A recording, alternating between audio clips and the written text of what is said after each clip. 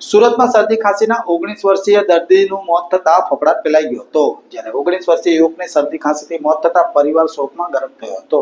સુરતમાં ઠંડીનો પ્રભાવ ઘટીને ગરમીનો માહોલ જામી રહ્યો છે. ત્યારે શહેરમાં સામાન્ય તાવ અને શરદી ખાંસીના દર્દીઓમાં પણ વધારો જોવા મળી રહ્યો છે.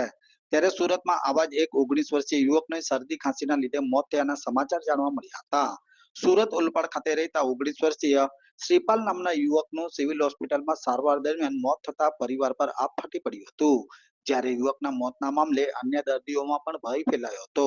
આ યુવકનું શરદી ખાંસીની સારવાર બાદ મોત થતા પરિવાર શોકમગ્ન થયો હતો. જો કે 19 વર્ષીય યુવકનું શરદી ખાંસીથી મોત થયાના સમાચાર વહેતા થતા ચકચાર મચી જવા પામી હતી. लाल पासवान। पूरा नाम? लाल पासवान। कहाँ पे रहने का? सूरत में? सूरत में रहता हूँ हाउल पार्क। ये आपका बच्चे का नाम क्या था? सुधीर पासवान और सुजीत पासवान। इसकी उम्र? उम्र 19 साल। 19। इसको क्या हुआ था? बीमारी क्या हुई थी? मुझे बुखार आया था। हाँ बुखार में मेडिकल से कोई दवा कुछ दिन खाया, हाँ उसे नहीं सुधार हुआ तो यहाँ दाखिल किए हाँ। सिविल में। फिर उसके बाद डॉक्टर ट्रीटमेंट किए, 1 महीना तक 4 रोज हो गया, आज इसकी क्या हुई? डेड हो गई? डेथ हो गया। आपके कितने बच्चे थे टोटल?